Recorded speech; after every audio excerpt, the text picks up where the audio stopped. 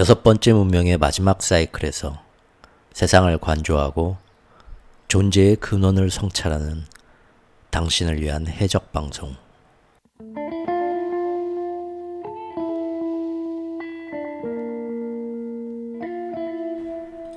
최후의 오크의 경제 이야기.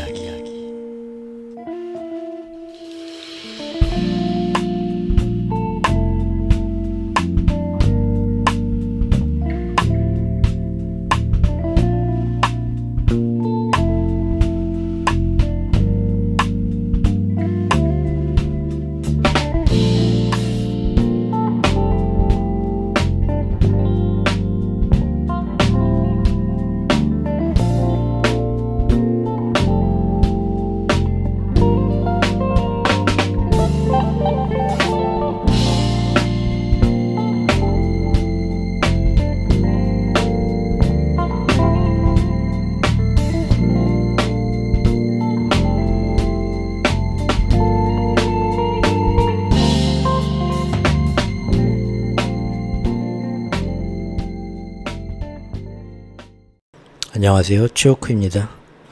기축통화 패권전이 시작된 이래 어떤 지정학적 갈등이나 이런 거를 지금 밖에서 표면적으로 내세우고 있지만 그 속셈 이면에는 기축통화 패권을 이어가기 위한 달러 전쟁이고 화폐 전쟁이다. 그러나 직접적으로 이런 속셈을 드러내진 않고 겉으로 항상 언론을 호도하면서 사람들을 속이고 자기들 편한 대로 이용할 것이다 라고 생각을 했었기 때문에 3년 전부터 블로그에 그리고 1년 전부터는 유튜브에 지금 계속해서 이런 내용들을 사실은 역사를 기록한다는 심정으로 언론이나 이런 사람들한테 잘 알려지지 않은 진짜 모습을 기록한다는 심정으로 계속 채널을 유지해오고 있습니다. 우크라이나 전쟁이 처음 터졌을 때 금방 끝나지 않고 사실은 이것을 이용해서 사람들을 선동해서 모두가 달러만을 바라보게 만들고 이걸 이용해서 인플레이션 같은 거하고 연결시켜가지고 계속 고금리 고물가 고환율의 뉴노멀 시대를 만들어가기 위한 기초작업을 닦기 위함이다. 그러기 위해서 항상 전쟁의 참상을 내비치고 러시아와 푸틴을 세계의 가장 강력한 악의 빌런으로 이미지화 작업을 시킨 후에 자유, 평화, 민주를 지키기 위해서 우리 모두가 다 같이 힘을 합쳐 조금 어느 정도의 희생은 감수하자라는 쪽으로 선동이 될 건데 사실 따지고 보면 거기에는 순전히 일부 기축통화 세력의 배만 불리고 잊지 않아도 될 어떤 더 큰 위험들을 더 연장하고 더 확대해가는 일이 있을 거니까 우리가 이런 걸 조심하자라는 식으로 처음부터 블로그와 유튜브에서 얘기를 했었습니다. 하지만 그때마다 사람들이 뭔 소리냐, 너는 푸틴을 응원하는 빨갱이냐, 이상한 놈이 있네 라는 얘기를 했고요. 하지만 지금 그 후로 2년 이상 지났고 역시 우크라이나전은 제가 말했던 대로 끝나지 않고 더 큰 전쟁으로 나토 전체와의 전쟁으로 지금 번져 있습니다. 또 재작년 말과 작년 초에는 전선이 여기서 하나만 끝나지 않을 거다. 기축통화 패권을 위해서 계속해서 앞으로 모이게 될 브릭스나 경쟁 세력들을 경제적으로 제재하고 세계적인 디커플링 체제를 만들어서 인플레이션이 쉽게 가라앉지 않고 또 달러 강세가 계속 유지되면서 기축통화 세력 도전하려는 세력의 경제를 망가뜨리기 위해서는 또 다른 전선들을 만들 것이다 해서 작년 초에 제가 유튜브 처음 시작할 때부터 중동과 아시아에서 또 다른 전선이 생길 가능성을 영상으로 만들어 얘기를 했었습니다. 결국 작년 10월에 하마스가 터졌죠. 그리고 우리나라 한반도에서는 대만을 핑계로 전 세계가 모여가지고 결국은 대만보다는 한반도 남북한 우리나라를 돕겠다는 좋은 마음으로 접근을 해오지만 정말 남의 나라의 전쟁에 자기 한 몸 희생해서 도우려는 마음들보다는 이걸 이용해서 한반도의 긴장도를 더 키우고 여차하면 한반도의 문제를 핑계 삼아서 전 세계가 지구가 또 위험해지니까 안 된다라는 식으로 긴장을 유발하기 위해서 우리를 이용하기 위해서 오는 건데 잘못 이 불장난이 터지면 직접적인 타격은 우리가 받게 되니까 지금부터 신경을 쓰고 그쪽으로 가지 않도록 생각들을 바꿔봅시다 라는 내용으로 작년부터 많은 영상 수십 개를 만들었습니다. 예. 그때마다 우리는 약소국이고 둘 사이에서 하나를 선택할 수밖에 없으니까 미국이 하자는 대로 하자 라는 댓글이 그때도 달리고 1년 전에도 달리고 지금도 달리고 있습니다. 이런 영상 만들 때마다 제가 얘기하는 건 미국 빼고 중국을 선택하자는 게 아닌데 아주 굉장히 뇌가 이렇게 완전히 쩔으신 분들은 조금만 이런 얘기 나와도 걱정돼서 잠을 못 자죠. 빨갱이가 나와서 또 헛소리해서 사람들이 미국 버려라, 중국 택해라 그럴까봐 그렇게 걱정 안 하셔도 됩니다. 저도 지난 영상들에서 여러 번 강조했지만 중국이 패권을 잡는 세상 너무 싫습니다. 지금처럼 미국으로 유지되는 게 맞다고 생각합니다. 하지만 지금 문제는 우리가 같은 우방으로서 협조를 해줄 때 우리를 끝까지 우리가 중간에서 국민 여론이 이런 식으로 형성되면 그 문제는 생각해보니까 자칫하면 우리나라도 크게 영향을 받을 수 있는 중대한 문제라서 미국 니네 뜻대로 하려고 해도 국민들이 여기에 대해서 참 반대 여론도 많고 이거 좀 우리가 쉽게 결정할 수 없다. 외교적 행사 자리에서 그런 얘기만 해도 미국도 다른 나라들한테 그러는 것처럼 우리한테 선물을 대신 뭐 해줄까 라고 나오게 됩니다. 근데 우리나라는 자동으로 이 이념과 진영 논리, 친중파냐 빨갱이냐 막 여기에 목숨 걸고 알아서 자기 인생의 대부분을 희생하면서 열심히 뛰어주는 사람들이 있기 때문에 미국이나 G7이 우리나라한테는 지난 2년간 남들한테는 그렇게 많은 선물을 주고 특히 일본한테는 그랬는데 우리한테는 아무것도 안 주고 희생만 강요하고 있습니다. 그 점에 대해서도 영상을 수십 편을 만들었었습니다. 그런데도 매번 중간에서 머리를 잘 쓰고 딜을 잘 해보고 또 최악의 경우가 와도 우리한테 큰 피해가 갈 수 있는 외교적 결정은 피해가자라는 얘긴데도 매번 똑같습니다.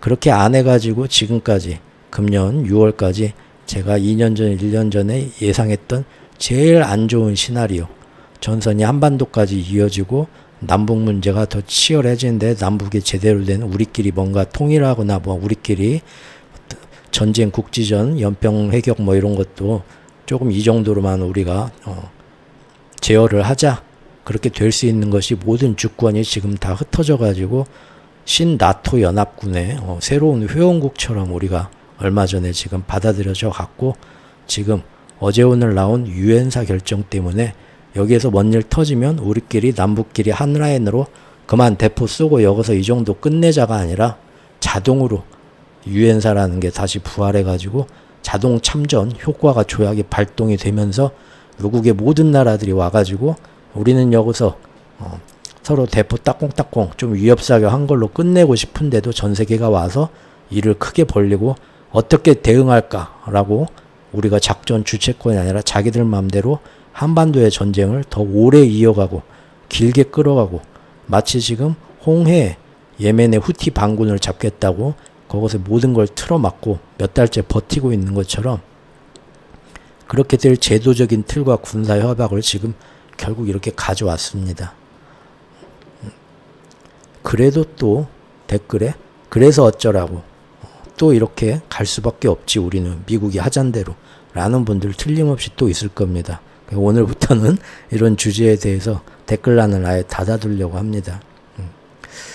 예전에 보면은 너 지금부터 공부해야 좋은 대학까지 그럼 아니야 나는 어차피 음악만 할 거야 학교를 안 가죠?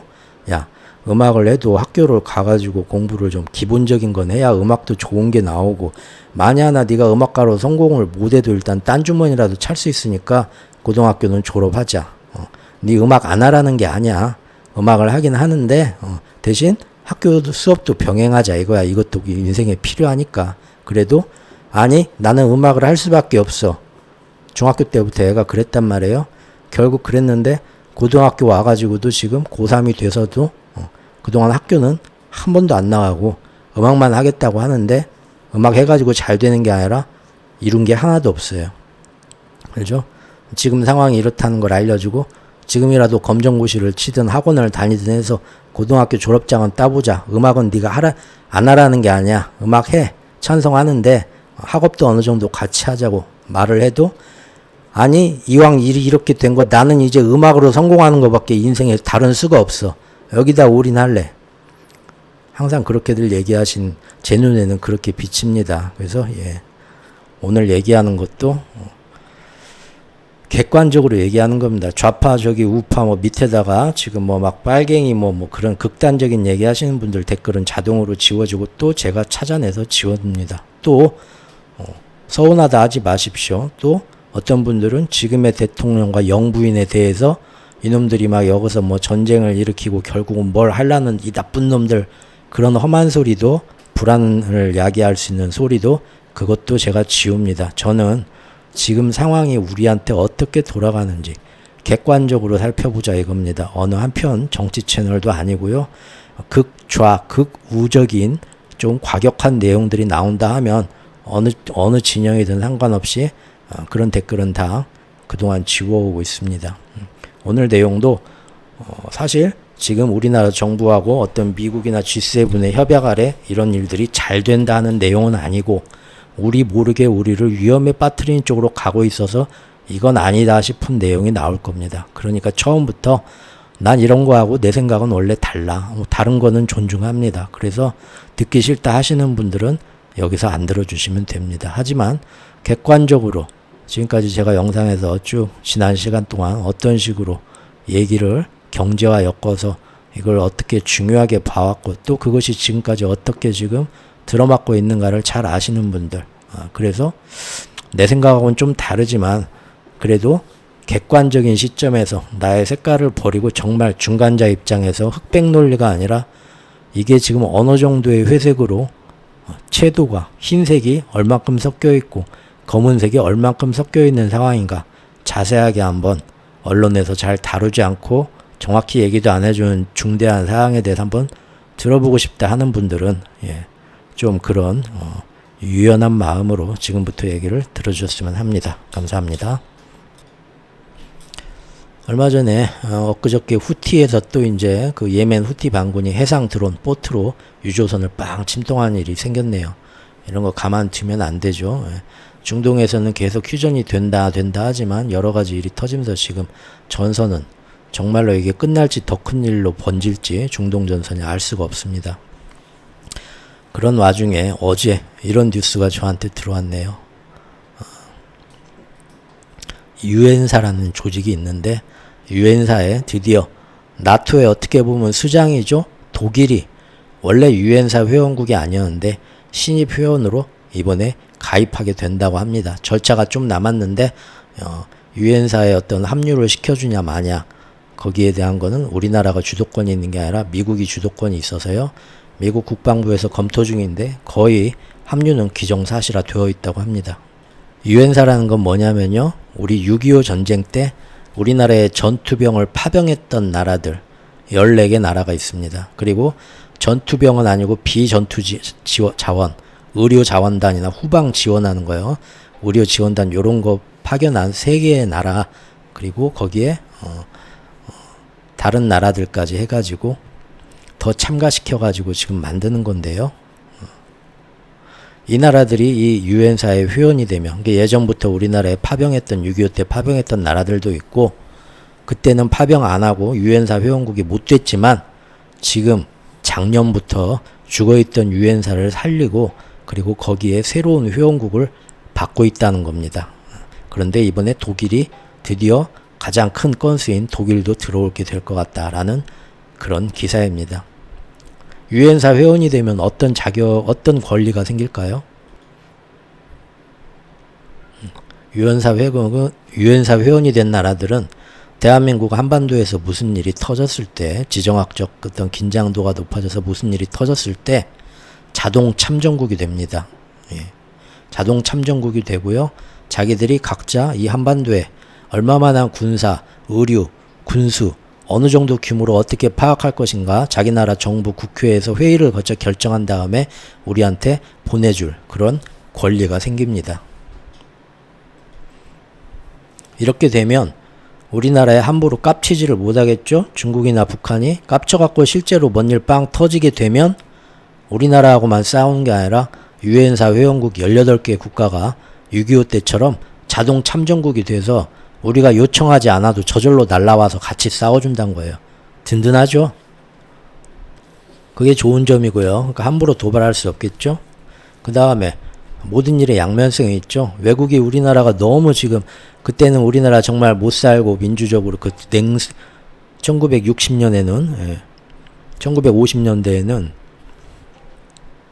그때는 이제 막 한창 냉전 시대가 공산진영과 민주진영이 있는데 우리나라에서 소련이 여기까지 먹어가지고 세력이 커지게 되면 지정학적으로 아시아에서 태평양에서 민주주의가 살아날 나라가 없게 되는 그런 아주 안타까운 상황이었죠.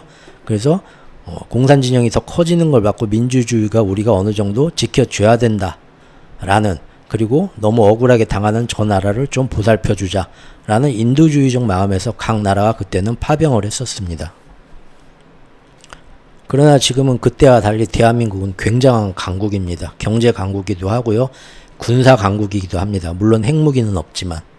그리고 북한은 우리보다 군사력은 떨어지지만 최근 1, 2년 사이에 전 세계가 와서 우리나라를 도와주겠다고 하면서 더 긴장을 부추기고 북한과 러시아가 더 찰싹 붙게 되면서 순식간에 1년 만에 핵무기 개발 능력과 순항미사일 능력이 업그레이드 돼서 사실상 그 핵무기를 실은 탄도미사일이 미국 워싱턴까지 괌을 거쳐서 워싱턴까지도 날아갈 수 있다고 미국 국방부가 인정하는 수준이 1년 만에 되어버렸습니다. 그래서 이 북한 놈들이 우리하고 재래식으로 붙으면 우리가 깜도 안 되는데 저놈이 핵무기를 들고 있는데 대한민국은 핵이 없는 상태가 됐습니다.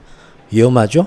하지만 핵을 터뜨리는 순간 북한이 지금 러시아가 하는 것처럼 핵 터뜨리는 순간 그 나라도 정말 큰일이 나기 때문에 돌이킬 수 없는 선을 넘는 거기 때문에 푸틴도 맨날 전술핵이 어쩌고 저쩌고 하지만 전쟁 2년 3년차 되는 지금까지 전술핵은 절대 쓴 적이 없습니다. 그리고 우리나라가 북한하고 붙어서 힘들고 만약에 북한이 핵으로 위협한다 하면 핵으로 위협할 수 없도록 미국이 핵우산이라는 걸 만들어 가지고 만약 네가 한반도에 핵이나 뭘 쓰는 것 같다 하면은 우리 미국에서 아예 그냥 핵으로 니네 북한을 쑥대밭을 만들겠다고 지금 우리한테 약조를 해준 상태입니다. 물론 이게 정말 그럴지는 모릅니다. 왜냐하면 미국 안에서도 그렇게 되면 북한도 다 같이 죽어보자 하고 최악의 상황에는 미국한테도 지금 순항미사일 해가지고 몇십 개를 날릴 텐데 우리가 아무리 다 요격을 해도 하나는 놓칠 거다.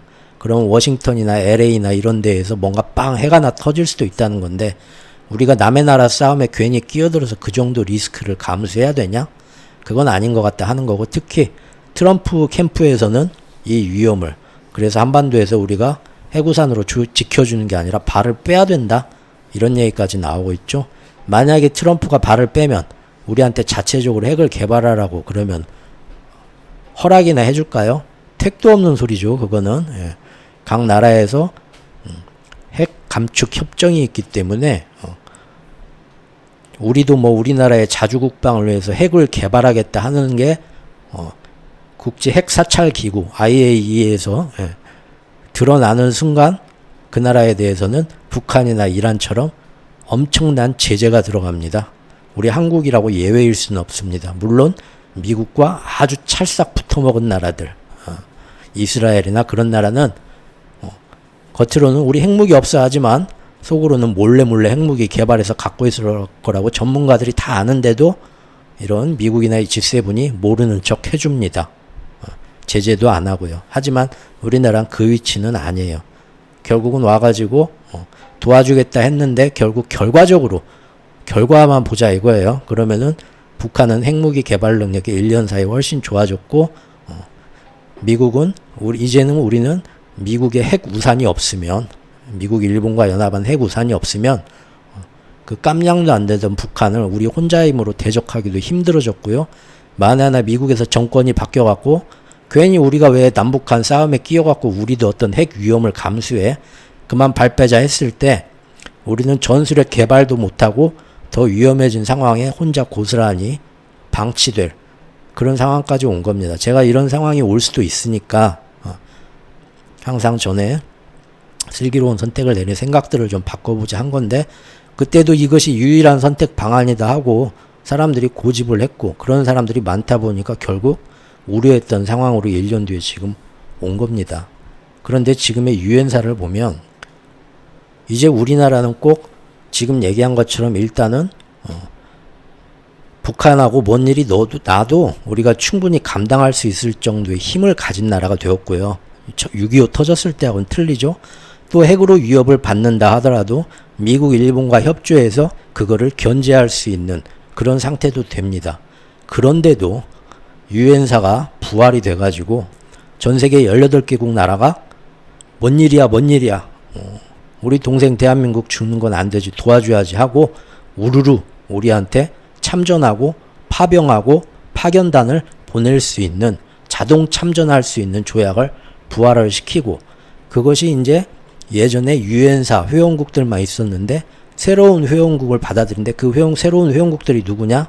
나토의 주축 세력을 새로운 회원국으로 받아들이기 시작했다는 겁니다. 즉 바로 얼마 전에 있었던 워싱턴에서 열린 나토 회의에서 우리나라가 호주, 뉴질랜드, 일본하고 같이 나토의 거의 아시아 지부처럼 신입 게스트 회원국으로 거의 받아들여졌죠. 제가 거기 영상에서 다뤘었죠.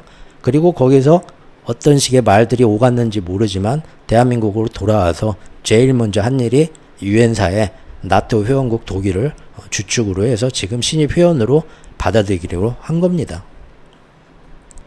좋은 마음으로 우리한테 더 많은 나라들이 와가지고 뭔가를 해주겠다, 너희 든든하려고 걱정돼서 잠을 못 자서 이런 거 자동 참전하고 보냈다, 좋은 면이긴 한데요. 항상 모든 일에 양면성이 있죠. 안 좋은 건 뭐냐면 아까 말씀드린 것처럼 북한하고 뭐 연평도 해격사처럼 빵빵빵 쏘다가 전화해서 야, 이 정도서 그만하지, 그게 아니라 각 나라가 와가지고 사공이 많아지고 우리가 작전의 주체권이 없어집니다.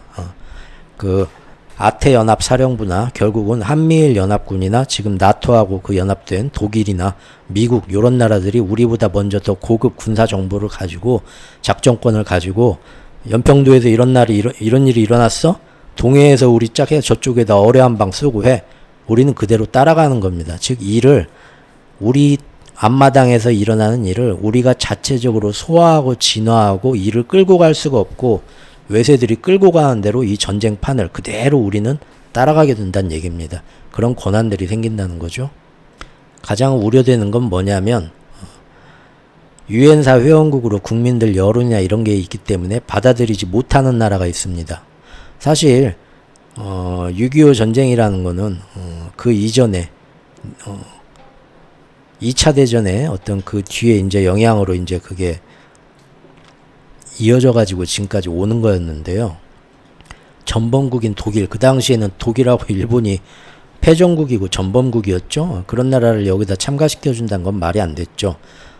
어쨌든 유엔사가 그런 조직인데 지금 유엔사의 체질을 개선해서 나토, 그때는 전범국이었지만 그 안에 있는 독일을 지금 회원으로 받아들이는 겁니다. 그리고 민족 정서 때문에 말은 안 하지만 작년부터 일본을 유엔사 회원국으로 안 받아들이더라도, 일본이 뭐 한국전쟁 와갖고 우리가 자동으로 일본이 참전해서 도와주겠다? 우리나라 사람들 누가 좋아하겠어요? 안 받아주더라도 여기서 전쟁을 해서 한반도가 뭔 전쟁터가 된다고 하면 후방기지는 어디에 있어야 됩니까? 병참기지는. 6.25 때도 어디에 있었습니까? 메가더 장군이? 일본이 있었죠? 일본이 그래서 한반도 전쟁으로 패전국, 쑥대밭이 된 상태에서 전쟁으로 순식간에 경제가 일어났죠? 병참기지 역할을 하면서 득을 우리나라 전쟁 덕으로 죽던 일본이 살아났다는 겁니다. 그런데 지금 이번 유엔사에서도 계속 작년부터 나오는 말이 뭐냐면, 똑같은 일이 만약에 터져서 우리나라가 되면은 이 전 세계에서 몰려온 나라들이 올림픽 선수촌 아파트가 있어야 될 거 아니냐, 경기를 하려면. 그 후방 병참기지가 어디에 있어야겠어요? 일본밖에 땅이 없다. 그래서 일본도 병참기지로 유엔사에서 어떤 역할을 할 수 있도록 자꾸 역할을 주자. 작년부터 그 얘기가 나오고 있고요. 이번에도 그 얘기가 또 나왔습니다. 유엔사에 대한 기사가 짧게 몇 개만 나오고 또 국민들한테 제대로 알려지지도 않고 작년 말에 그랬던 것처럼 어물쩍 또 넘어가고 있는데요. 유엔사에 대해서 또 이런 결정이 나오자마자 차마 정말 읽다가 정말 좀 혀를 내두를 정도의 아주 용비어천가처럼 정권 찬양식, 딱 봐도 어이용 기사인 거. 이거는 제가 뭐 좌파 우파를 떠나서 항상 기사를 이렇게 객관적으로 평가하는 입장에서 봐도 너무 이 양면적인 얘기를 쓰는 게 아니라 일방적인 그런 내용의 기사들만 지금 몇 개 나오고 있습니다.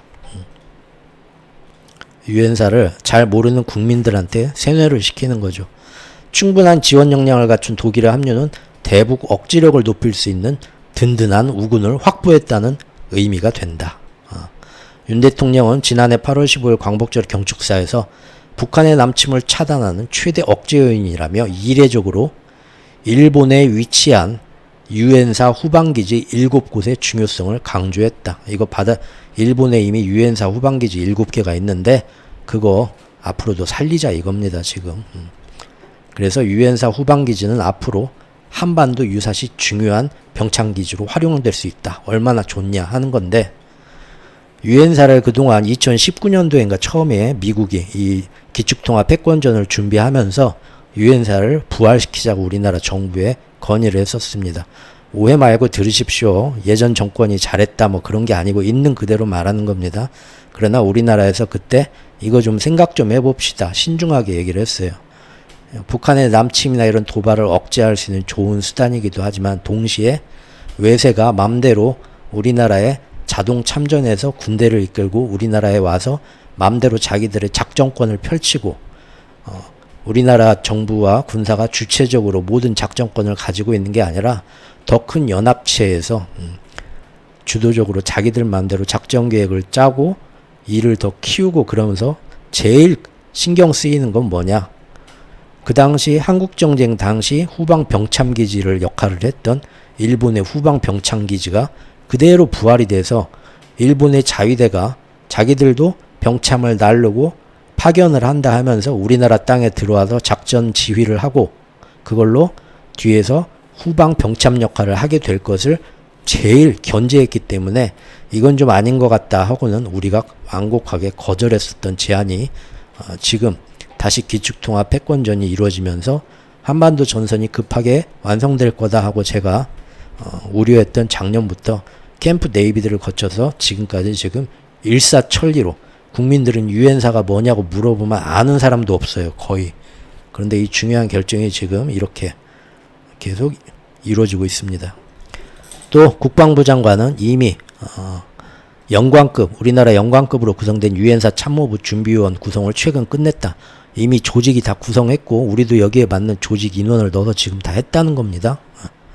현재 우리나라는 유엔사의 회원국이 아닌 전쟁 당사국 지위에 머물러 있습니다. 예. 그렇죠? 그러니까 뭔 일 터지면 옛날 6.25 터졌을 때처럼 우리는 전쟁 당사국이요. 유엔 이제 회원국 유엔사 회원국들이 여기를 어떻게 파병해서 어떻게 작전을 해서 뭘 해서 얘네들을 도와줄까? 지들이 결정하는 겁니다. 우리 도와준 우린 그냥 가만히 따라가는 거고요. 또 이렇게 아주 일방적인 입장에서 유엔사 결정 기사도 몇 개 안 나오지만 아주 아름답게 포장해주는 기사가 또 나왔습니다. 보니까 유엔사는 한국의 자유를 지켜주고 있다. 6.25 때 얘기죠. 그 이후로 유엔사는 사실상 6.25 끝나고 나가지고는 유엔사 회원국은 그냥 명목만 유지하고 있을 뿐이지 걔네들이 어떤 실제적인 행동을 한 게 아닙니다. 한국의 자유를 걔네들이 절대 지켜주지 않았어요. 지금까지. 근데 앞으로 이제 유엔사가 없으면 한국의 자유가 무너지는 것처럼 얘기를 하고 있죠. 집단안보 실현 가능성을 보여준 핵심. 유엔사는 역사적 퇴물이나 냉전의 유물이 아니다. 한반도와 평화와 안정의 플랫폼이다. 나토국인 독일이 유엔사에 가입한다는 것은 지정학적 융합 기제를 더 강화한다는 얘기고 결국 북한의 오판을 막는 대북 억제력과 러시아 북한의 밀착을 견제하는 걸 요걸 상쇄시키고 있고 시너지 창출이 가능한 아주 우리나라에 좋은 일이다. 그러면서 어떤 그 보수 우파 이쪽에만 이제 귀가서 우리나라는 모두 보수와 좌파를 제가 볼 때는 미움과 대립, 갈등을 부추겨서 상대방 미워하고 그것 때문에 감정을 움직여서 아주 그냥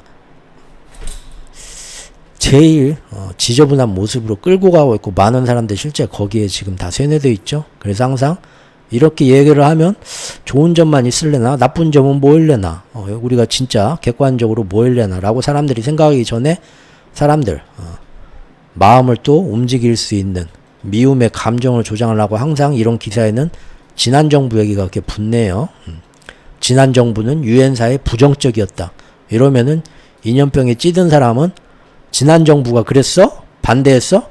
그러면 이거 잘 된 거구만. 무조건 그렇게들 또 몰려가는 사람들 있죠.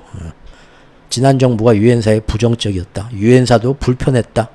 그래서 성과가 안 나고 그게 매몰될 위기에 처했었지만 지난 정부하에서는 유엔사를 어떻게 살려보자 하니까 우리나라에서 찬반론자들이 열심히 찬성해야 하냐 반대해야 하냐 얘기하면서 결국은 결론이 안 나고 미뤘는데, 그때는 대립이 그게 잘했다. 그것 때문에 남남 갈등이 조성되고 국론이 분열되고 얼마나 나라가 안 좋았냐. 하지만 이제는 우리는 살았다. 이런 기사도 있다는 거 소개해 주려고 갖고 왔습니다. 자칫 나라의 국운과 한반도를 둘러싼 국제정세의 판도가 크게 바뀔 수도 있는 중요한 결정인데요. 지금 국민들에게 제대로 된 안내나 의견 수렴, 정책 회의도 없이 일부 권력층과 외국 세력들의 편의대로 밀실 정치처럼 일사천리로 이루어지고 있습니다. 그리고 잠깐 나오는 뉴스들은요, 지금 제가 읽어드린 것처럼 누가 읽어봐도 정권에 충실한 하녀들이 열심히 정책 홍보성으로 국민을 우롱하려는 편향적 내용들만 나와 있는 걸 금방 알 수 있습니다. 정말로 유엔사는 전 세계가 우리를 도우려는 순수한 마음의 발로이고, 또 이로써 우리의 안보는 더욱 강화되고 미래의 평화는 더욱 확고히 보장된다고 확신할 수 있을까요? 사실 유엔사에 대해서 작년 말에 이에 대해서 제가 아주 중요하게 다루었던 회원 영상이 있습니다. 그때 회원 영상으로 다룰 수밖에 없었던 게, 사람들이 너무 분위기가 그게 치우쳐가지고 너무 민감한 주제라서 회원 영상으로 나눴습니다.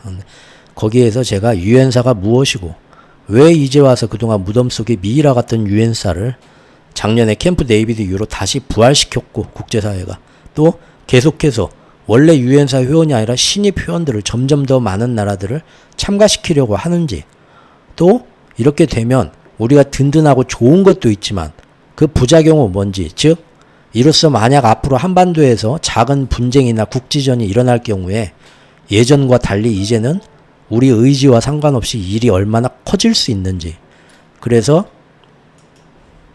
그 위험성은 무엇인지, 이거를 좌우 그런 진영과 이념 논리를 떠나서 순전히 우리 앞날을 슬기롭게 결정해보자는 객관적 취지에서 따져봤습니다. 그 내용을 오늘 그 일부 내용을 다시 한번 여러분들과 같이 짚어보도록 하겠습니다. 자, 작년 11월 30일에 만들었던 회원 영상입니다. 70년 만에 한국 전쟁에 다시 참전하겠다는 유엔국들의 모임이 부활하였다. 도대체 왜? 지금 이 사진이 70년 전에 유엔사 회원국들이 모여서 회의하고 있는 겁니다. 얘네들이 전쟁, 지금 우크라이나 지원하는 거하고 똑같은 겁니다. 우크라이나 지원국들이 다 모여가지고 우크라이나 전쟁에 무기를 얼마나 지원해 줄까, 휴전을 시킬까 말까. 그러다가 우리도 그때 우리가 좋아서 휴전했나요?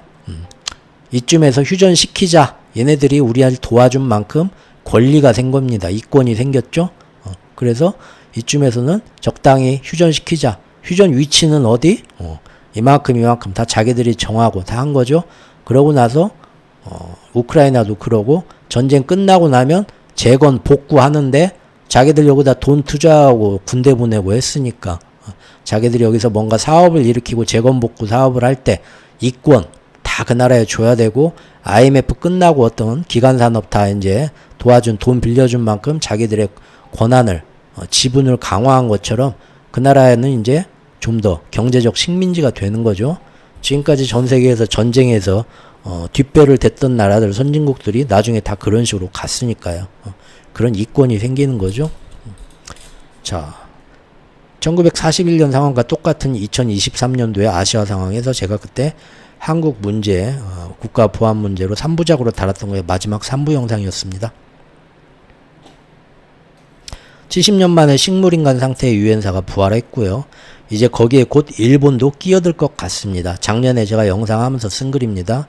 강대국들이 만들어 놓은 아시아 전선에서 우리나라의 운명이 좌우되는 중요한 결정인데 이 모든 것들이 국민들과 아무런 소통이나 합의도 없이 일사천리로 진행되고 있습니다. 작년 11월에 했던 얘기인데 지금 또 그런 일이 벌어지고 있는 겁니다. 과거 2차 대전 발발 직전에 위급했던 상황으로 비화되고 있는 우리 주변의 변화들을 지금 우리는 최소한 제대로 인지나 하고 있는 걸까요? 아니면 언론과 국제 세력이 선동하는 대로 생각 없이 그래도 이게 최선이야 하면서 그들이 원하는 방향으로만 계속 끌려가고 있는 걸까요? 자, 유엔사가 뭔지 한번 보시죠.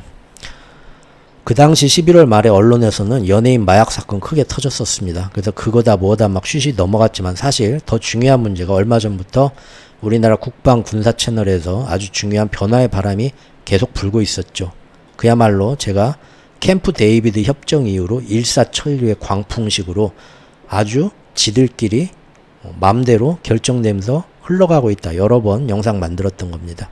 근데 당시 이제 11월 말에 유엔사를 다시 살리겠다 하면서 5개국 이상을 거기다가 더 참가를 받겠다. 대통령실이 유엔사 조약에 따라서 자동 참전하게 되는 나라를 5개 이상 더 늘리겠다라는 계획을 그때 발표를 합니다. 한반도에 전쟁이 나면 사실상 자동 참전하는 국가들이죠. 원래 유엔사가 17개의 나라인데 거기에 독일, 스웨덴 등등, 스웨덴 이번에 나토에 회원이 된 나라죠. 어렵게 회원이 된 나라죠. 그리고 이제 독일 이런 나라들 나토에 주축이 돼서 이번에 워싱턴에서 열린 나토 정상회의에서 우리나라를 나토 신입 연합으로 받으면서 이쪽 아시아 지부의 대표국인 일본 총리와 유럽 나토의 어떤 그 수장인 독일 총리가 양쪽 이제 공동으로 선언문 발표하고 했었죠.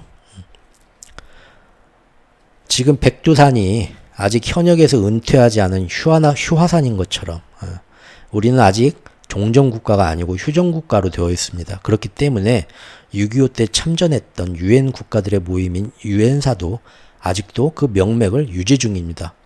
문서상으로는 전쟁 안 끝났으니까 유엔사가 해체를 안 한 거예요. 이들은 사실 지금 우리의 휴전 상태가 다시 전쟁 상태로 재개될 경우에, 즉 백두산이 휴화산이 아니라 활화산이 돼서 폭발하게 될 경우에 처음에 참전 약속을 그대로 지키기 위해서 아직 해체를 않고 유지되고 있는 겁니다. 하지만 이미 휴전이 이루어진 지 70년째이고요. 유엔사 회원국가들 역시 사실상 이걸 종전으로 보고 있습니다. 우리나라를. 그러죠? 그래서 지금은 그저 이름뿐인 명맥만 유지해가는 것으로만 그동안 수십 년 동안 인식하고들 있었습니다. 전쟁이 참전한 오비들의 모임이나 똑같은 거죠. 즉 뭐 사실 이제는 명예직이죠. 설마 뭐 우리 보고 다시 현역으로 뛰라고 하겠어? 이분들 마음이 그러죠. 그래도 명색이 아직 대한민국이 휴전 중이니까 계속 유엔사 회원명부에 이름은 올리고 있는 겁니다. 왜냐하면 요즘 한국이 이렇게 많이 성장했는데 이걸로 또 생색도 좀 내고 좋은 이미지도 가져가서 한국하고 협력하면서 뭔가 받을 것도 있고 좋은 거죠. 좋은 게 좋은 거니까 계속 로타리 뭐 2580 지부에서 살려는 놓고 있는 겁니다. 근데 사무실 가보면 아무도 안 와요. 항상 문 잠겨있는 그런 데가 바로 유엔사였어요. 그런 사무실 유지하면은 가끔 뭡니까? 저기 구청이나 시청에서 지원금도 좀 나오고 하거든요. 그러니까 일단 사무실은 유지해놓은 그런 모습이었습니다. 유엔사가.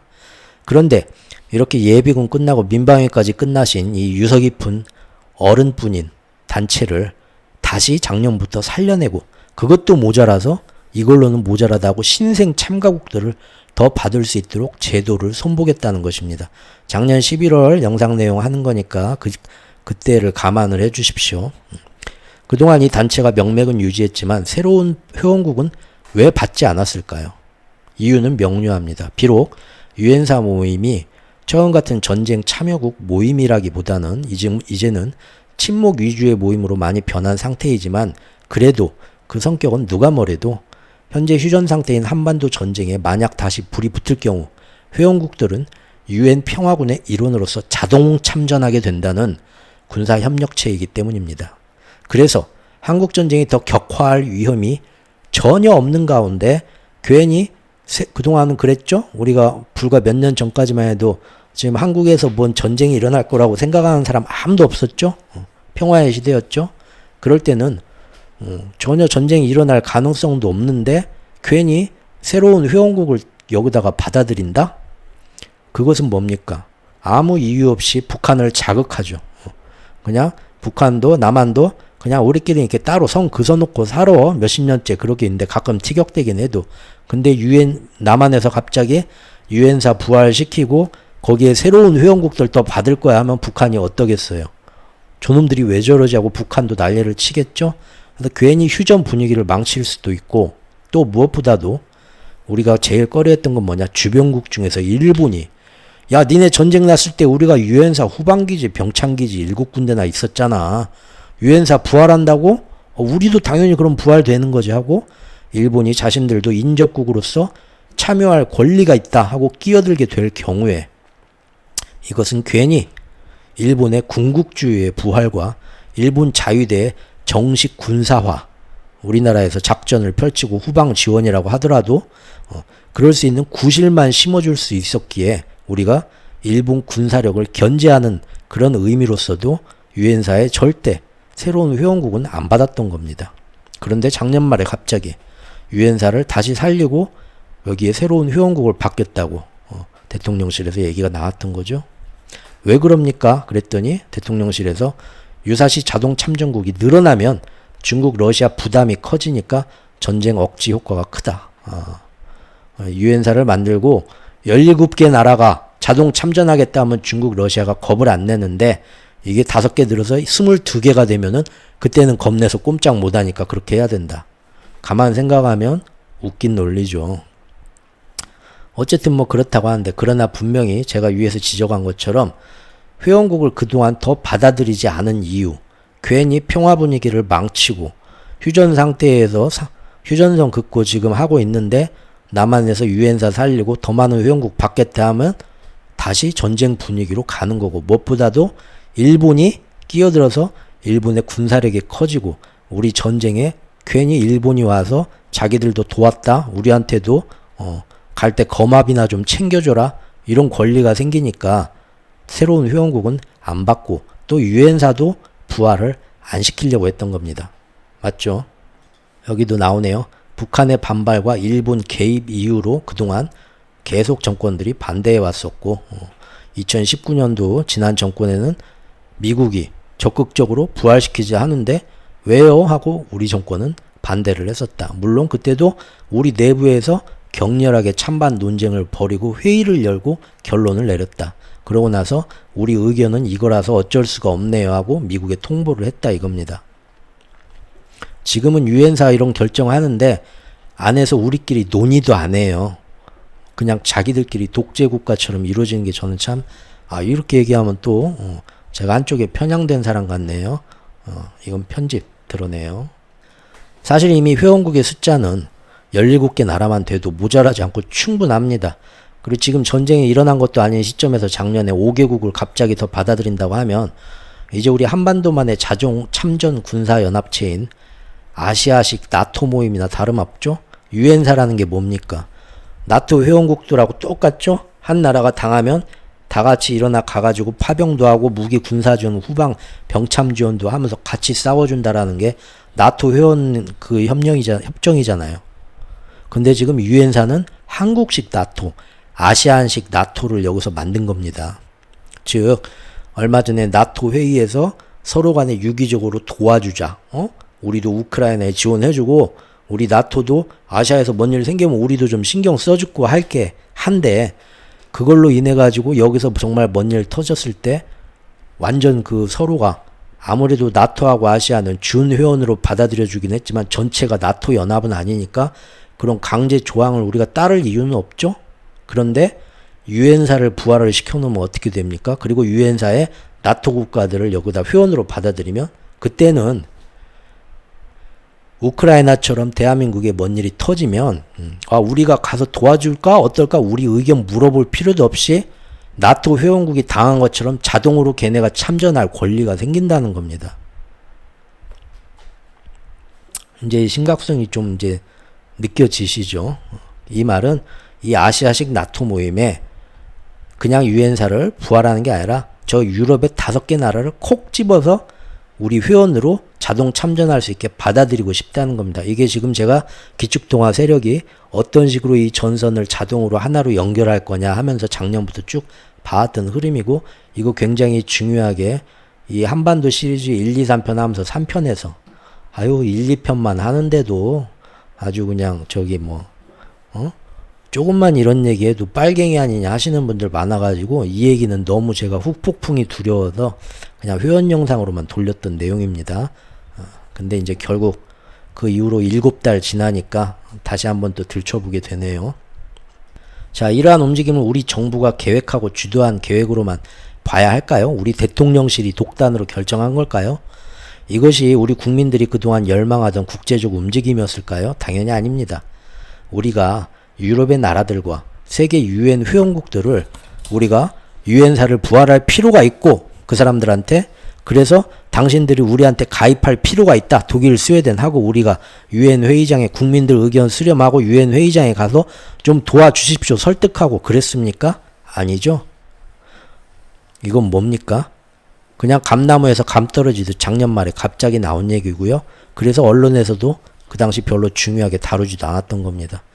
이것은 사실 제가 시리즈 기획물에서 다룬 것처럼 대만을 사이에 둔 아시아 태평양 전선에서 미국이 이제 우리나라와 일본을 엮어서 주도적인 자기들의 총알부대 따까리로 만든 후에 이 전선을 유럽의 나토 전선과 묶어서 연계시키려는 마무리 작업이다라고 제가 작년 11월 말에 쓴 거고, 지금 얼마 전에 7월 초에 그렇게 됐죠. 새로운 영상 만들었죠.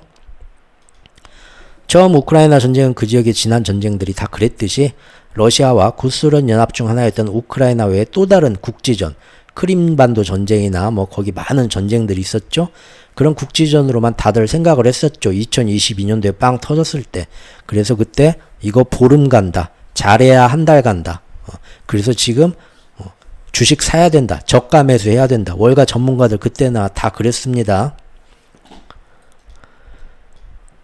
근데 이거를 결국 미국과 G7이 연합해서 세계 여론을 통한 이념적인 광풍, 메카시즘 광풍을 만들었고 길게 끌고 간다. 결국 두고 보십시오 했었죠. 제가 결국 약 1년에 걸쳐서 결국엔 미국과 EU와 영국과 그 외 우방국들과 러시아와 러시아에 붙은 협력국들 간의 연합전선 대립관계로 결국 만들었죠.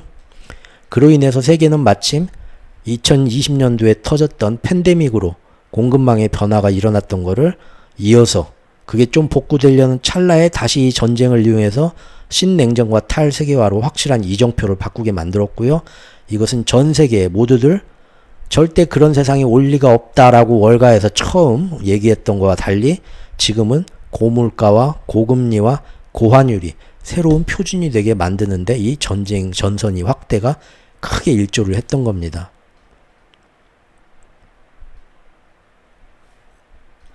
그리고 작년 10월에 터진 이스라엘 전쟁은 당시 네타냐후 극우 정권의 시오니즘 마카파가 우크라이나 때와는 달리 세계 여론의 좋은 지지를 못 받았고, 그래서 미국이 여러 면에서 우크라이나 때와는 달리 이 전쟁을 드라이브하는 데 있어서 여러 난관을 맞고는 있지만, 그럼에도 불구하고 결국 이것도 어떻습니까? 한 달 안에 끝난다 했지만 처음 예상과 달리 2달, 석 달 넘기고 지금 몇 달째입니까? 10월에 터졌으니까. 아이고, 이것도 좀 있으면 1년 돼가네요. 그러죠? 그리고 제가 거기에 연결해서 아시아 전선을 지금 만들어 나가는 단계다. 전부 이어 갖다 붙이려고 했던 건데 유엔사가 이렇게 그때 작년 말에 부활을 했던 겁니다. 그런데 제가 아시아 태평양 전선에서는 섬나라 자치정부인 대만 말고는 마땅히 구심점이 없다 보니까 일본이 가장 큰 역할을 해줘야 되는데 항상 대한민국이 일본을 아시아에서 견제하는 대장이었죠. 일본이 뭐만 좀 하려고 군국주의가 부활하네, 제대로 어떤 보상도 안 하고 사과도 안 했네. 저 밑에 아시아 동남아시아 국가들이 우리나라 대한민국이 대장 형님이니까 쟤네가 앞에서 제일 힘있는 나라니까 저렇게 우리 대신 권리를 따져주려고 걔네들도 우리를 바라왔던 그런 나라였거든요. 그래서 지금 이번 기축통화 전선에서 미국은 일본을 아시아 전선의 대장으로 삼아서 뭔가를 해나가야 되는데 대한민국이 잠깐만요 형님 이건 아니죠 하고 항상 태클을 걸었었단 말이죠. 하지만 작년부터는 캠프 데이비드를 기점으로 해서 대한민국도 더 이상 일본과 티격태격 안 하고 이번 작전에 순종적으로 한 몸 받쳐서 따라오기로 그때부터 결심을 보여줬죠. 그리고 우리나라의 언론에는 지금 사소하게 일본과 이런 거 따질 때가 아닙니다 하고 또 세뇌를 시켰고요. 그 후 미국은 계획대로 일본의 자위대를 초월적으로 승격시켜주면서 한미일 군사연합체를 완성시켰지만 여전히 대만이나 한반도에서 분쟁이 시작되었을 경우에 이것이 전 세계적인 편가르기로 가져가기에는 또 어떤 변수나 반대 여론이 나올지를 모를 일이었습니다. 이미 세계의 많은 국가들은 2022년도 우크라이나가 빵 터졌을 때하고는 달리 이제는 1년 정도 지나니까 다들 1년 2년 지나니까 야 이렇게 우크라이나 전쟁에 괜히 힘써봤자 좋은 놈들은 따로 있고 우리는 더 손해만 보네. 유럽도 싹 여론이 바뀌었죠. 유럽 국민 여론도 1년 만에 바뀌었죠. 자국의 실리를 최우선으로 하자. 그래서 금년에 있던 유럽 총선에서는 유럽 우크라이나 전쟁 이런 거 말고 우리 자국의 실리를 따지자니까 하면 그런 여론 때문에 정부들이 다 지금 바뀌고 있는 거죠. 지금 얼마 전 바뀐 마크로 저기 유럽이나 아니 프랑스 정부 같은 경우도 지금 뭡니까? 우크라이나에 왜 우리가 파병해야 돼? 이건 아니지 하는 지금 그런 정권입니다. 다 생각들이 바뀐다는 겁니다. 그런데 우리나라를 보면 유럽의 나토처럼 전쟁 발발 시에 자동 참전이라는 참으로 좋은 규약이 아직도 살아있는 이 화석과도 같은 냉전 시대의 망령인 이 유물단체. 그때는 좋았죠. 우리나라 도와주고. 하지만 지금은 이거를 지금 살려봤자 좋은 게 없고 여기다 새로운 회원국을 받아봤자 우리나라로서는 좋은 점도 있겠지만 자칫하면 구한말에 외국 그 열강들의 이권에 따라서 우리나라 국운이 흔들리고 또 우리나라를 이용해서 일본의 힘만 더 키워줄 수 있는 일본의 영향력이 우리나라에서 더 커질 수만 있는 그런 악영향도 있기 때문에 우리가 그동안 이거는 안 살리고 있었던 건데 작년부터 기축통화 패권 전선을 잇기 위해서 이렇게 유엔사를 살려내기 시작한 겁니다. 당시 우리나라 대통령이 했던 얘기입니다. 광복절 경축사에서 이미 그러니까 우리나라가 이런 생각을 한 게 아니라 외국의 열강들 미국과 G7이 이렇게 지금 제가 재작년부터 봤던 기축통화 패권을 위해 전선을 이렇게 자동으로 서로 하나로 이어야겠다. 그래서 나토 회의 금년에 나토 회의까지 해가지고 새로운 아시아의 나토 지부처럼 만들고 또 유엔사도 은근히 거기서 말 안 하고 자기들끼리 쏙닥쏙닥 해서 나토 회의 끝나고 돌아와가지고는 또 국민들한테 제대로 알리지도 않고 유엔사에다가 독일 이제 받아들여야겠습니다. 진짜로 금년부터 하면서 한반도에 뭔 일 터지면 우리끼리 작게 소화기로 불 끄는 게 아니라 외국이 소방차들을 끌고 와서 자기들이 불을 끌지 말지 저쪽에 맞불을 놓을지 자기들 마음대로 결정하고 또 일본이 뒤에서 물 대주겠다고 후방에 병창 게지하고 걔네들도 작전권 펼치고 나중에 이제 도와준 만큼 또 대가를 받아가겠죠. 당시 광복절 경축사에서 일본이 유엔 사령부에 제공하는 7곳의 후방기지의 역할은 북한의 남침을 차단하는 최대 억제 요인입니다. 이 얘기는 반드시 유엔사를 부활시키고 일본한테도 그만한 권리를 주겠다라는 결심이죠. 헤어질 결심이죠. 결국 항상 사람들한테 이념과 진영 논리를 자극하고 공포를 자궁해서 북한한테 당하는 게 무서우면 결국 우리는 이 방법밖에 없다. 일본도 꼭 유엔사 모임에 넣어줘야만 된다. 라는 논리를 작년부터 펼쳐가고 있었습니다. 금년 광복절 축사에서는 얼마나 또 업그레이드 내용이 나올지 한번 봐야겠네요. 결국 죽었던 시체들의 모임인 유엔사를 부활시키고요. 그 안에 유럽연합국과 일본까지 참가시켜서 조만간 대만을 두고서 중국과 양보할 수 없는 군사적 냉전이 시작될 때 그때 가서 힘들게 막 우리나라에서 여론전하고 여러 나라들 설득하러 다니면서 아시아 전선에서 중국이랑 견제하기 위해서 다들 모여서 뭘 하자. 그럴 고생할 필요 없이 이미 유럽의 뭐 우파 정권, 좌파 정권 이제 유럽에서도 자기네 실리 찾자 하는 새로운 정권들이 다 들어선다고 하지만 앞으로 이미 그 전에 세팅을 다 끝내놓은 겁니다. 맞죠? 금년 6월, 7월까지. 그래서 다시 이런 일 터지면 뭐 그때 가서 지금 새로운 정권 들어선 유럽 나라들 다 설득할 필요도 없어요. 이미 이런 조약을 다 맺었어요. 그래서 분단 국가라는 한국의 특수 상황을 이용해서 유엔의 많은 국가들이 자동으로 이 분쟁 지역에 하나의 회원국으로서 자동 참전이나 혹은 관계하게 만들어서 앞으로 이 지역의 문제를 미국과 중국만 둘이서만 싸우는 게 아니라 세계적인 편싸움 지역으로 만들고 대리전을 시키겠다는 의미입니다. 그리고 그렇게 함으로써 중국도 이미 한반도와 작전 지역이 연결된 대만 해협에서 가볍게 깝치기 전에 이거 좀 한 번 더 고민하게 될 것이니까 일면 정말로 전쟁 억제 차원에서 좋은 점도 있을 수 있습니다. 또 북한이 남한에 대해서 잘못된 정말 도발에 완전 김정은이 미쳐가지고 어떤 남침의 욕심을 품으려다가도 한 번 더 저렇게 많은 나라가 같이 싸워준다니까 그건 안 되겠지 하고 고민하게 되는 그런 억제력도 분명히 있겠죠. 하지만 더 좋은 거는 처음부터 이런 긴장 상태가 안 되게 예전처럼 가만히만 있었으면 사실 더 좋았죠? 맞죠? 상대방을 억제하겠다면서 상대방을 자극하니까 상대방도 그만큼 반응하고 지난 3년 사이 6.25 이후로 가장 지금 긴장 상태가 높아진 겁니다. 이거를 든든하다고 좋아해야 될까요? 무엇보다도 제가 볼 때 가장 큰 문제는요. 이 모든 일들은 사실 우리 국민들에게 제대로 홍보되거나 혹은 국회에서 이슈화가 돼가지고 제대로 된 숙고 과정을 거치고 토의 과정을 거치고 여론에 귀 기울여서 진행되는 바가 전혀 없다는 겁니다. 그냥 밀실 협상처럼 윗대가리들끼리 만나서 진행되었고 국민들한테는 나중에 그냥 통보만 합니다. 이거 공산당이 하는 짓이잖아요. 당시에 유일하게 유엔사에 대해서 객관적인 입장에서 제가 볼 때는 정말로 쉽게 다루지 않아 아까처럼 막 이렇게 정말 잘했다 우리나라 든든하다 정말 잘된 거다 그런 홍보 국가에서 정부에서 내는 홍보성 기사 말고요 이거저거 이걸로 인해서 안 좋은 부작용 뭐가 제대로 쓴 기사가 있었고 제가 그때 스크랩을 해놨었습니다. 1950년 6.25 전쟁이 발발하자 유엔은 안전보장이사회 결의에 의거해서 미국의 권한을 위임한 유엔사를 그 당시 출범시켰었죠. 예.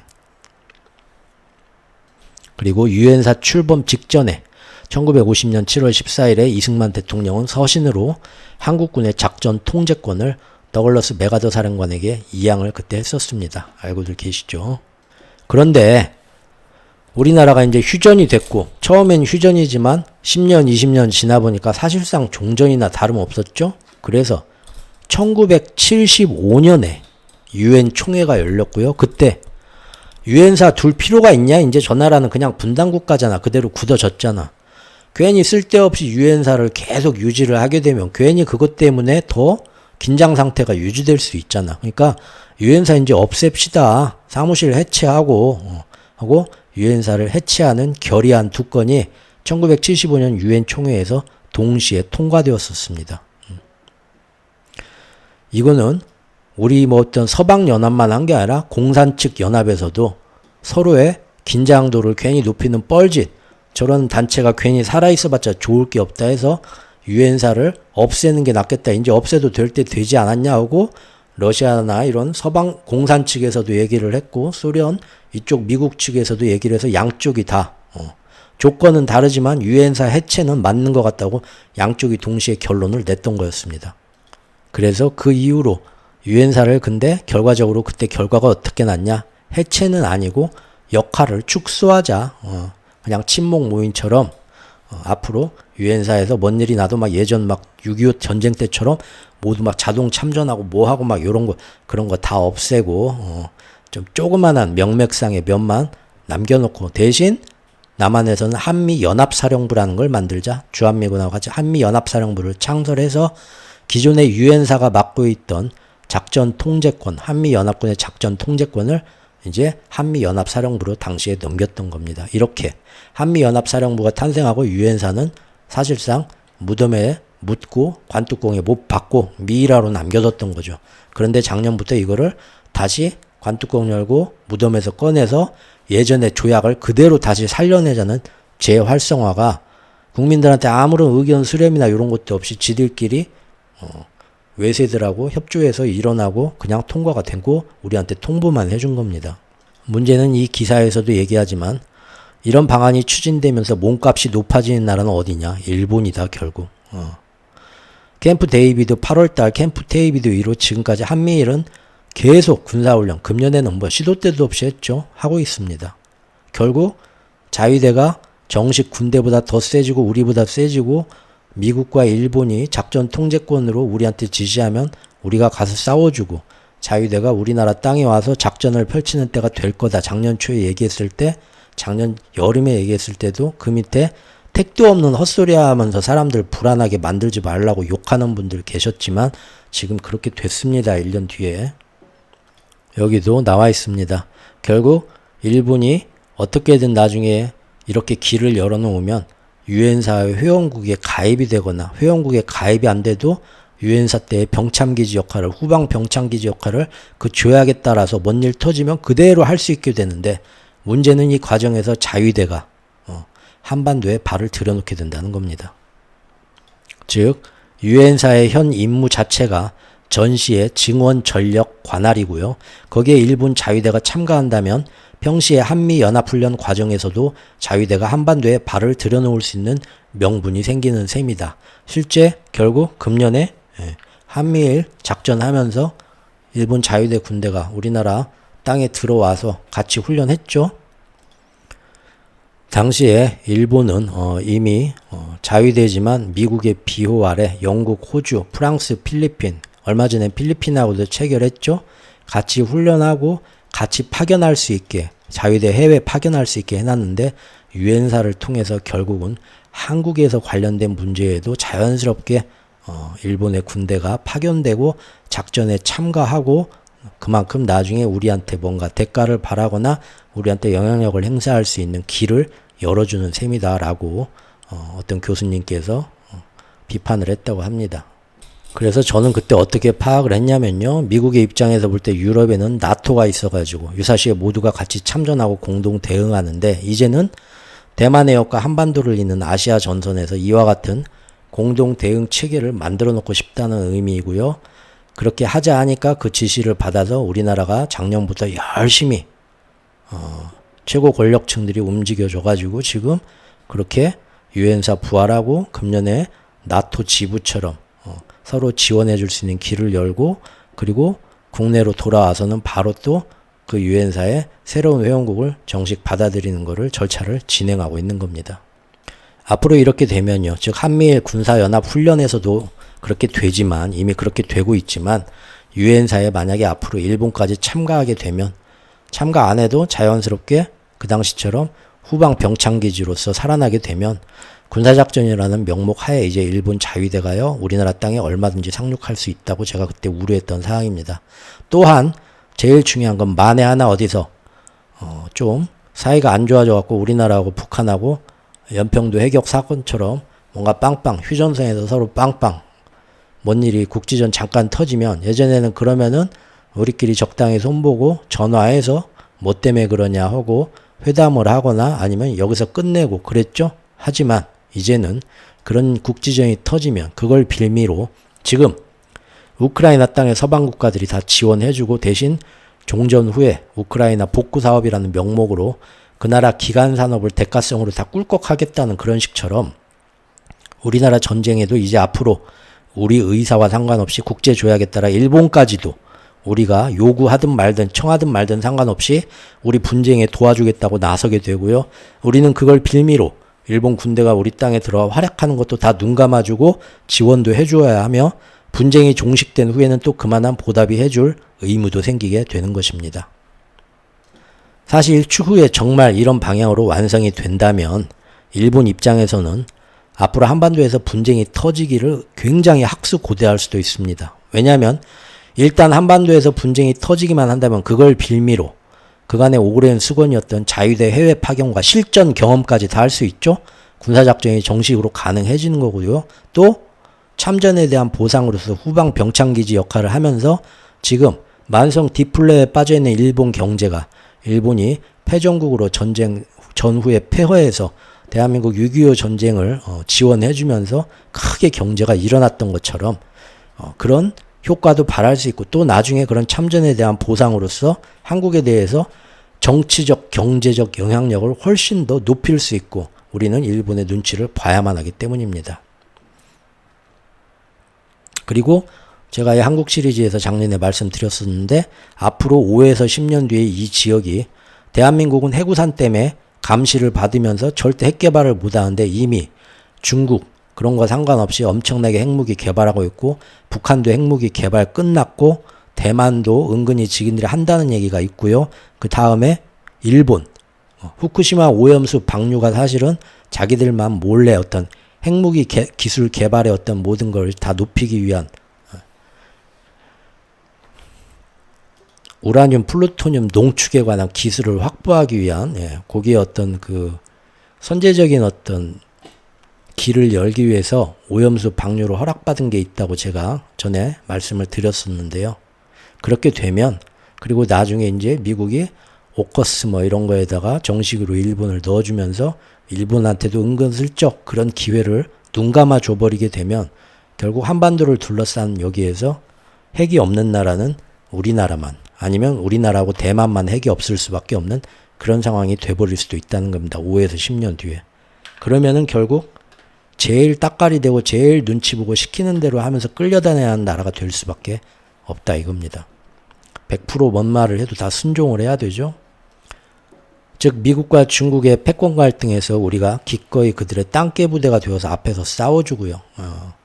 우리 전쟁 우리 전선 아닌데도 가서 대기하고 뭐 해라 하면 5분 대기조처럼 일어나 줘야 되고요. 또 그런 갈등으로 겪게 될 경제적인 피해도 고스란히 우리 몫으로 돌아오게 되는 아주 중요한 장기적으로 보면 우리 도와주겠다고 오지만 시간 지나고 보면 노예계약으로 만드는 건데 이런 것들이 서서히 이렇게 진행되고 있는데도 아무도 이 속사정도 모르고 관심도 안 가지고 있고 언론에서 제대로 평가도 안 하고 이런 얘기를 하면은 다들 이념 진영 논리 빨갱이 논리에만 물들어가지고 같이 잘 돼보자고 하는 얘기인데 친미파냐 친중파냐 서로 죽이려고 하고 있다는 겁니다. 그리고 이것은 미국의 지시에 따르는 점도 있지만 대한민국의 현 정부도 지금 보면 그들의 지지율이 계속 떨어지고 앞으로 임기 후반부에 레임덕이 걱정되던 차에 계속해서 이런 북한, 중국 등과 대립 긴장이 고조돼야 자기들을 지지하는 지지층을 더 결집시키고 세력을 키울 수가 있기 때문에 그래서 서로가 미국 G7과 우리나라가 서로 합이 맞는 면도 없잖아 있습니다. 지금 이스라엘 네타냐후 정권이 사실상 전쟁 덕에 그 나라 안에서도 끌어내려라 하지만 지금 저렇게 하마스와 헤즈볼라가 이러는데 어쩔 수 없지 않냐 하면서 전쟁 때문에 정권을 연장하는 거랑 똑같은 거죠. 연명하는 것처럼 우크라이나도 마찬가지죠. 이제는 젤렌스키에 대해서 우크라이나 국민들도 그만하고 내려와라. 처음에는 아주 애국심 때문에 다들 눈이 멀었었지만 지나고 나니까 서방의 대리점만 계속 해주고 있다. 적당히 이쯤에서 돈바스 지역 어차피 거기 다 옛날 러시아 땅이었고 거기 러시아 사람들 사는 거고 거기는 원래부터 칠러 그쪽 아니었냐. 그냥 지들끼리 살라고 하고 내줘. 그렇게 얘기하는 우크라이나 국민 여론이 지금 굉장히 높아졌는데 여러 가지 핑계를 대면서 대통령 선거도 안 치르고 그 자리에서 지금 자기 정권을 연장해 나가고 있죠. 전쟁을 계속하면서. 자, 여기까지가 작년에 했던 일부 내용이었습니다. 판단은 각자 개인의 몫입니다. 또 여기에 대해서 신념의 목소리를 얼마나 드높이냐도 각자의 선택입니다. 아유 뭐 나는 모르겠다 이런 거 하는 것도 있고 내가 그래도 한 명이라도 더 목소리를 내야겠다 하는 사람도 있을 거고 그래봤자 대선은 안 되니까 나는 그냥 가만히 있을랜다 하는 분들도 있을 테고 반대로 뭔 소리냐 그러니까 더 내가 볼 때는 네 얘기 다 들어봤는데 그래도 결국은 우리가 지금 여기서 유엔사 같은 거 부활 이 방향이 맞는 것 같다. 얼마든지 다 생각은 다를 수 있습니다. 예, 그건 존중합니다. 분명한 건요. 그런 목소리들을 한 사람 한 사람이 개인들이 각자에 맞게 냈을 때 어떤 목소리가 제일 크냐에 비례해서 국가의 여론이 형성될 거고요. 정치인을 압박하면서 움직이게 만드는 거고요. 국운이 결정되고 거기에 따라간다고 봅니다. 분명한 건 우리의 운명을 우리가 어떤 방향으로 가든지 간에 항상 우리가 주체적으로 결정할 수 있고 주체적으로 악셀 밟고 브레이크 밟을 수 있는 그런 운전석 자리는 뺏기면 안 된다는 겁니다.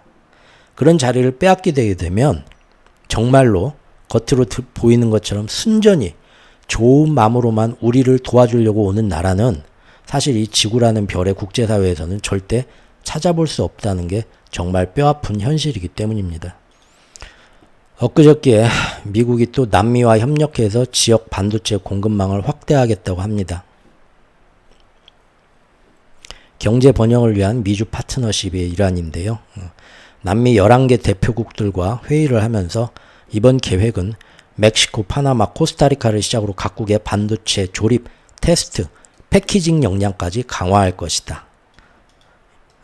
미국은 주로 지금 중국 브릭스와 러시아 브릭스와 서방 진영 사이에서 지금 어느 정도 이쪽 저쪽에 관계된 남미, 라틴 아메리카에 자기들이 민간 투자를 통해서 많은 돈과 선물을 주면서 인프라 프로그램에 많이 쏟아붓고 있고요. 거기를 지금 중국이 그렇게 하고 있는데 거기과 굉장히 서로 라틴 아메리카의 마음을 얻으려고 경쟁적으로 노력하고 있다고 합니다. 그런데 거기다 해주겠다는 것이 다 조립, 반도체 조립, 테스트, 패키징까지 다 남미에서 할 수 있도록 지원해 주겠다. 이게 다 우리나라가 가지고 있는 가장 큰 먹거리입니다. 이놈 시장들이 이렇게 살아나고 동남아에서 그 시장이 살아가고 일본의 지금 라피더스 연합부터해서 일본이 그렇게 살아나고 하면은 그만큼 우리가 삼성이나 SK가 가지고 있던 시장은 그만큼 뺏기는 건데 그렇게 시장을 뺏어가는 거를 미국이 주도해서 하고 있습니다. 우리가 정말로 미국이 원하는 대로 앞에서 뭔가를 해주면 우리 밥그릇은 건들지 말아라. 얘네들 도와줘도 얼마든지 요구할 수 있을 것입니다. 하지만 이것도 지난 2년 동안 가장 우리나라가 처참하게 뺏겨오고 있고 뺏긴 거에 대해서 외교적인 딜도 못하고 있고 국민들도 뺏긴다고 생각을 안 합니다. 아주 그냥 미국, 일본이 뭐 한다고 하면 좋아만 하는 사람이 더 많아요. 그리고 오늘 굉장히 좋은 소식이 있었죠. 체코의 원전 엄청난 수익 사업인데 프랑스하고 서로 이렇게 수주 경쟁을 했는데 우리나라가 우선 협상 대사자로 선정됐다. 큰 외화를 벌어들일 수 있는 조건이죠. 체코 같은 경우는 그렇죠. 어쨌든 다행입니다. 다행이긴 한데 우리나라가 이쪽에 뭐 무기 수출하는 그런 것도 우리나라가 나토나 미국에 그만큼 협력해주는 대신 우리한테 뭔가 이권을 주는 것보다는 맨날 그것마저도 지들이 뺏어가겠다고 무기도 뭐 유럽 우리끼리 무기 쓰자 한국 무기 계속 쓰지 말자고 정치적 압력을 가하고 그러죠 지금. 그러면서 전혀 우리한테 봐주는 거 없이 하나하나 다 우리한테서 빼먹고 경쟁하고 그럽니다. 정말 우리하고 동맹으로서 우리가 그들의 첨단에 서가지고 어쩔 수 없이 이 길을 가게 된다면 그만한 우리한테 경제적인 혜택이나 이권도 당당히 요구하고 그런 목소리를 높이고 받아내야 되지 않나 싶습니다. 예, 오늘 또 굉장히 민감한 얘기지만 끝까지 들어주신 분들께 감사드리고요. 다음엔 또 이러다가 또 이제 재밌는 얘기 할 때도 있겠죠. 요즘 좀 심각한 얘기만 해서 죄송합니다. 예, 들어주신 분들 감사드립니다.